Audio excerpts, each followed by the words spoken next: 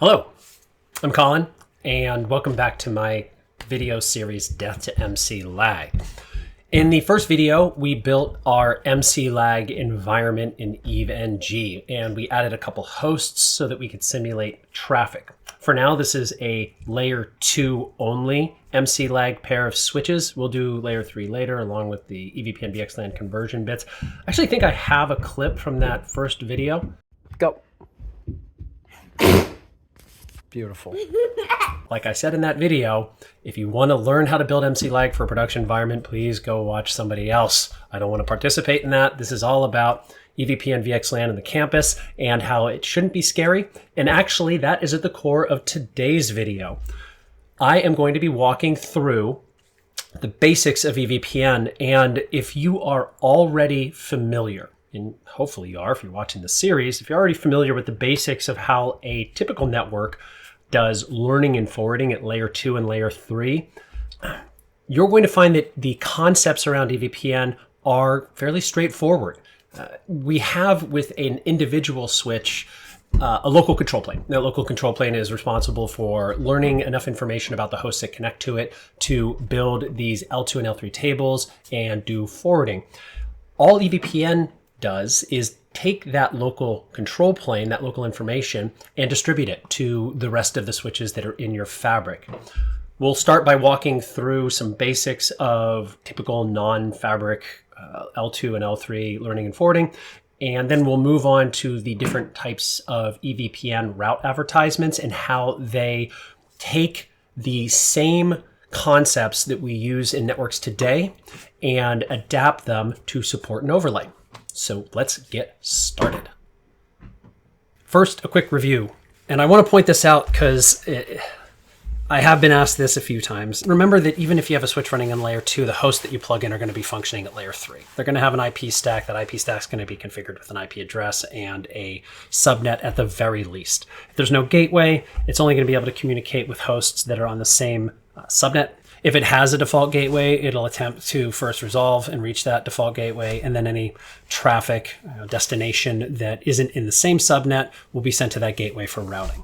If you already understand the basics of this, it all makes sense. I am going to do a quick review because I do want to reinforce the different elements here that a switch/router does when a host gets plugged in and tries to forward traffic so that I can connect them to what EVPN is doing.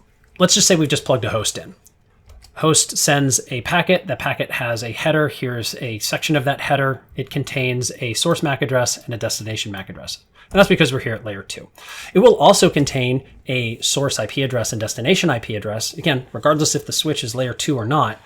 But right now, since we're at layer 2, we're just focused on those MAC addresses. The first thing the switch does is it sees this source MAC address and it programs it into an Ethernet switching table, a catalog of learned MAC addresses that are connected to an interface. And this is information that is distributed, but it's stateless, which means that you have two switches connected to each other and you plug a host into one of those switches and it programs this into the table. The switch that's connected to it isn't going to get that information. The way that it's going to learn it is a packet will be sent from a host on a different switch that will go and cross to the second switch. And that second switch will see that packet and then it'll learn it. It'll associate it with the interface that's connected to the downstream switch the host is connected to. The forwarding mechanism, it looks at the destination MAC. It either knows it or it doesn't. If it doesn't know it, we go over here to where we have flooding. It is important to point out that if you are using VLANs, those VLANs will also be added to the Ethernet switching table. If you're not using VLANs, they'll go in the default. This flooding activity is defined by what we do with BUM traffic, BUM. You're going to hear this term a few times today. BUM stands for broadcast, unknown unicast, and multicast. In this case, assuming that this is a host-to-host communication, it's going to be unknown unicast if I don't have the information I need to forward it at layer 2, which means that I will flood that traffic out every interface except the one it was received on. If I'm running VLANs, then I'll flood it out every interface associated with that VLAN except the one it was received on. There's filtering. Filtering is just a mechanism to ensure that we don't have excess churn, excess data on the network. I haven't seen a hub in 15 years, but this is a pretty good example. I have a packet that comes into this switch, and in my Ethernet switching table, I see the destination for that is the same interface that it came in on. I'm going to drop it. Finally, aging. If you unplug a device, there's got to be some way of clearing out this information because obviously it's not connected. Layer 3, we use ARP, the Address Resolution Protocol. Packets that cross the network and they hit a layer 3 device, that layer 3 device will program that into a table, the ARP table. That includes interface it was learned on, VLAN if there's one associated with it, the IP address, and the MAC. EVPN takes the control plane information and it shares it with other devices that are configured in the same fabric. It does this through the advertisement of routes, and depending on the information that it is attempting to distribute, we have different route types. We're not going to talk about type 6, 7, and 8 today. Those are all related to multicast, and so is type 3. A little bit on that later. The multicast forwarding route types we'll get into as we get into the larger campus designs, but not for the MCLAG conversion. I'm not going to go through these in numerical order. I'm going to go through them in order of relevance. Because of that, I am going to start with type 2. Simply put, type 2 routes are for host reachability.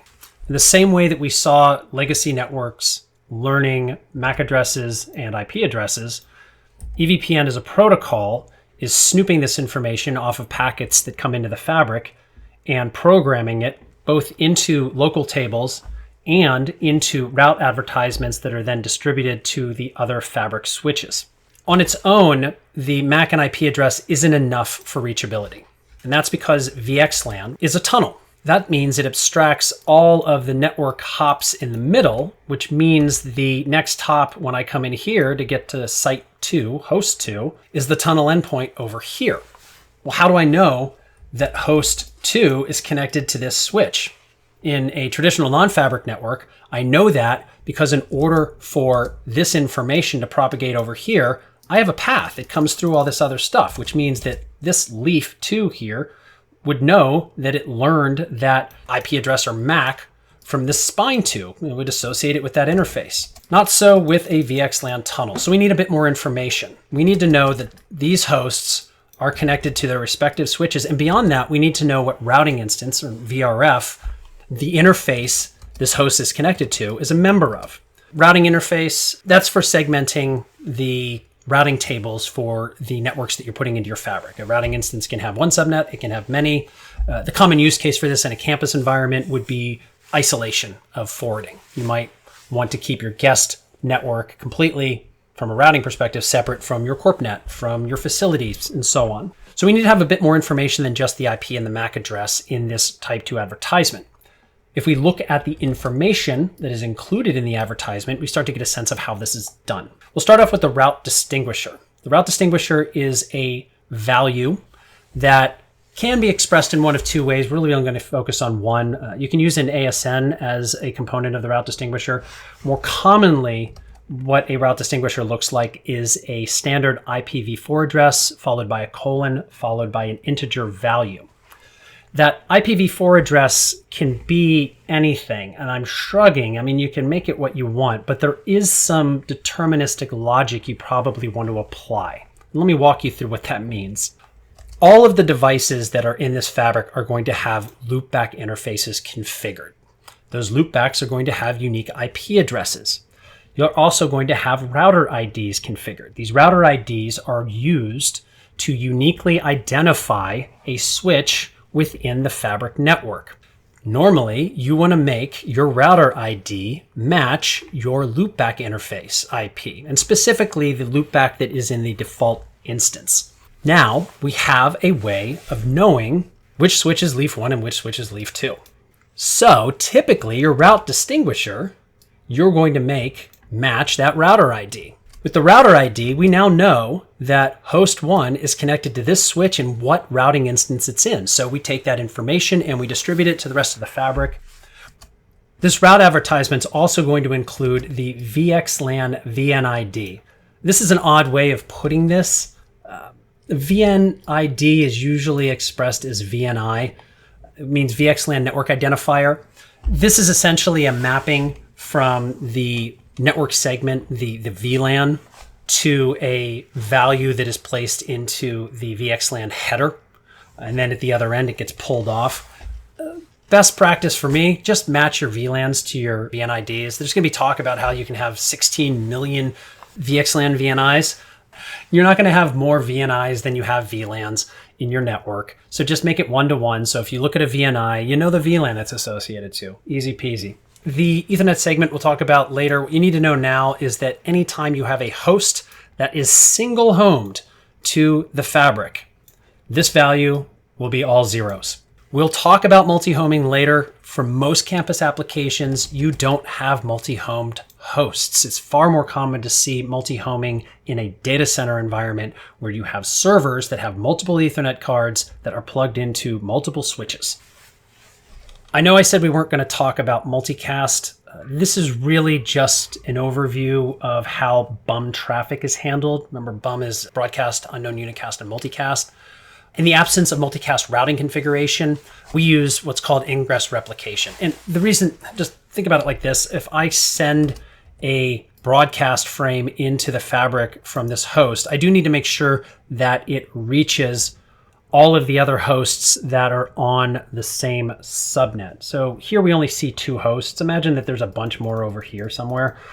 That replication of those packets takes place on ingress to a switch where there are multiple endpoints. So in this case, I'm really sending only one frame, but if I had other switches that had other hosts, then when that packet reached that other switch with multiple connected hosts that broadcast frame needed to reach, then it would replicate that packet and forward it. If we're using multicast, we might have PIM configured that can reduce a bit of the chatter. We're not talking about multicast, so all you need to know is that these type 3 routes are there to advertise to the rest of the fabric devices how the BUM traffic is being handled and provide a address for the local device that's originating the route advertisement, so that if you're sending BUM traffic in the direction of that switch, in this case, let's say it's leaf 1 and leaf 2 sending it information, it knows what that destination needs to be.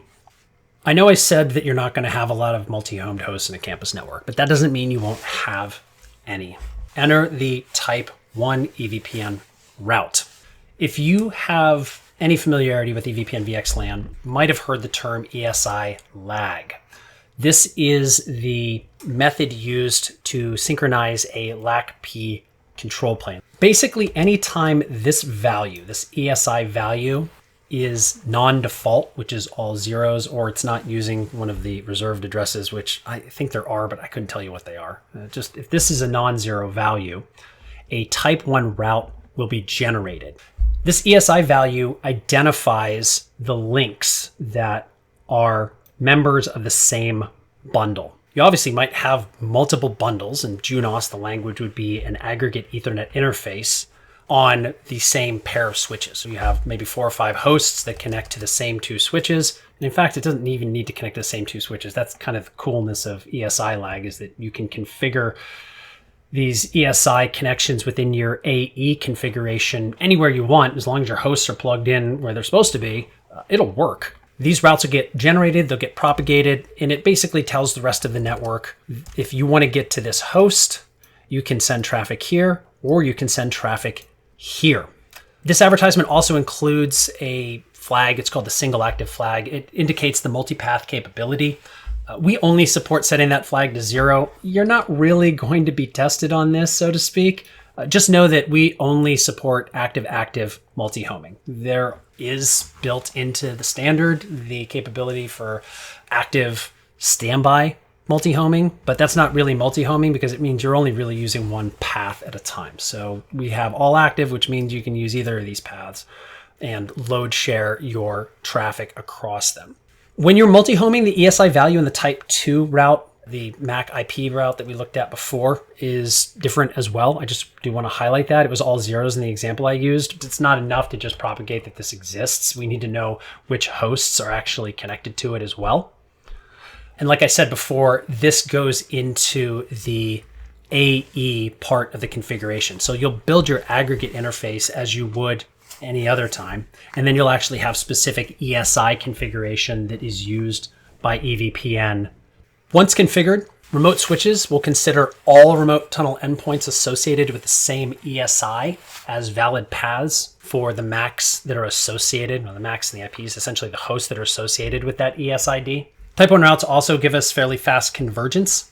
If we have a link failure here, in this case, we're seeing a link failure to leaf 1, the type 1 route will be generated with a withdraw for all of the host MACs and IPs that are associated with this ESI link, this specific link here, rather than having to pull all of the associated MACs and IPs. And you might see one host here, but imagine this was a VM host and there was like a bunch of guests on it. Having 1,000 MAC IP, basically type 2 routes withdrawn, is going to take a heck of a lot longer than sending a single type 1 route that withdraws the endpoint for those associated MACs and IPs, so that there's only, in this example, one path that remains. It's just a lot more efficient. Before we talk about type 4 routes, we're going to talk a bit about split horizon protection. We see the leaf here receiving bump packets. It floods to local hosts on the same VLAN. It will flood to remote leaf nodes in the same VLAN, but it will not flood back to the original device. In your typical network, think about bump traffic. You send it out every interface that's associated with the ingress VLAN except the interface that it was received on. Pretty straightforward. That's actually very similar to what we have in a traditional network. If a leaf receives a bump packet from a remote leaf, it will flood to local hosts on the same VLAN. Makes sense again. It will not flood traffic to remote leaf devices. In this way, we know that the leaf that originates that bump packet is the only leaf that's allowed to forward it to all other leaves. If a leaf receives a bump packet, it'll forward it locally, but it will not forward it back to other leaves. This is going to prevent you from creating a broadcast storm. It's not perfect though. In the scenario here, if we look on the left, there's a single homed host and a multi-homed host. The single homed host sends a bump packet to leaf 1, which performs ingress replication, sends a packet to leaf 2, sends a packet to leaf 3. Both leaf 2 and leaf 3 see it's connected to them directly, forwards the packet. Now host 2 gets 2 copies of the same packet. That's no good. Now on the right, we're going to do this in the opposite direction. Let's say the multi-home source sends a bump packet to leaf 3. Comes right here. Now, it could just as easily send it to leaf 2. It's LACP at this point, right? So there's a round robin. We're just saying it send it to leaf 3. Leaf 3 gets the packet, sends it up to leaf 2, sends it to leaf 1. Now, leaf 2 won't send it to leaf 1 because remember the rule is if I didn't originate the bump packet, I won't forward it to other leaves. But it sure as heck is going to forward it back to the source. It doesn't have any mechanism to know that packet originated from the source. So host 1 will get that packet like it's supposed to, and the source will get a copy, I guess, to save for later. Again, we don't want this. The way we deal with it is by creating a designated forwarder. Now, you might have heard this term before if you're familiar with OSPF. It's not the same. It is a way of optimizing communications, but it's not doing the same thing that OSPF is doing, which is essentially optimizing multicast signaling. In this case, the designated forwarder is a device that is, as it says on the screen, elected to forward traffic towards a multi-home site. This election uses type 4 routes, which we'll start talking about on the next slide. What you need to know now is that once that election is made, all bump traffic for a destination Ethernet segment will be sent to the DF only. The DF also prevents traffic sourced from a multi-homed host from being forwarded back to that host on the same ESI. When a multi-homed host is configured and an unreserved ESI value is defined, again, non-zero value is defined, the devices the multi-homed host is connected to generate type 1 and type 4 routes. That would be these two devices here. It also creates a import rule and a community. That community is unique to this ESI value. You actually see it sort of expressed here, ES import. That's important because the type 4 route will propagate throughout the fabric, but because there is a community that is specific to that ESI value, that community doesn't exist on leaf 1. Leaf 1 will drop the type 4 route. The type 4 routes then are exchanged between the two switches, and that election is then completed. If you are in two separate fabrics and you are not stretching your L2, then you don't need to learn every single discrete host IP. You can learn prefixes. That's what Type 5 routes do. They allow you to essentially summarize reachability information between two discrete fabrics with non-overlapping subnets. It can greatly reduce the size of your route table. Most of the time, you're not going to directly connect different campus networks in different geographical locations. You might have different buildings or something, so there might be a use case for Type 5 routes at some point, but rarely do I see a campus network directly connected to a campus network in a separate location. You'll have some intervening core, you'll have WAN links, you'll do traditional routing. Those campus networks are just a way of optimizing configuration and maybe implementing things like microsegmentation locally. That's it. Thanks for sticking around. Hopefully this helps demystify some of what EVPN's doing. And if you are a traditional network admin and you're just starting to dip your toes into campus fabrics or fabrics in general, it seems a little bit more approachable. That's really what I'm trying to get to here. That if you understand how traditional networking functions, then you already understand most of what EVPN does. It's just a matter of understanding how it's using route types to propagate information and how it's using route types to prevent loops. That's essentially it. Thanks for watching through. I hope that you join me for the next video. And if you have any questions, as always, put them in the comments and I'll do my very best to respond. Take care.